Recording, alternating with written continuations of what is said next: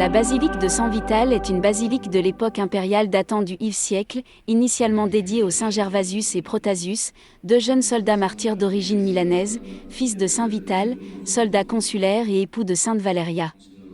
Sous le règne d'Honorius, le premier de l'Empire romain d'Occident, sous le pontificat du pape Siricius, en l'honneur de la découverte miraculeuse des saints Gervasius et Protasius par saint Ambroise en 386, la pieuse matrone Vestina légua tous ses biens à l'oratoire qui leur était dédié, qui fut ensuite transformé en basilique à 3 nefs sans murs et consacré par le pape Innocent Ier en 402, pour évangéliser le peuple romain de la Subura.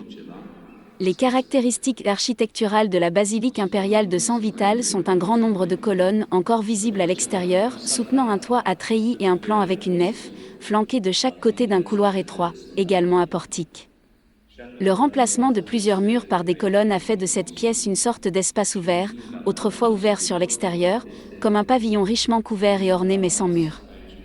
En 1859, Pie IX fit construire l'escalier d'accès caractéristique, qui se trouve en contrebas en raison de l'élévation du niveau de la rue suite à la construction de la Via Nazionale. Des travaux de restauration effectués en 1937 ont permis de restaurer le portique d'origine. La façade présente un portique, datant de la période paléochrétienne, avec 5 arcs sur des colonnes avec des chapiteaux du VE siècle, auxquels correspondaient autrefois 5 autres arcs sur la façade, aujourd'hui murés.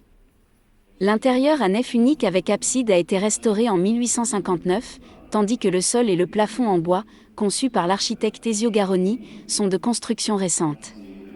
Sur les côtés se trouvent 4 autels, 2 de chaque côté, provenant de l'église du VE siècle.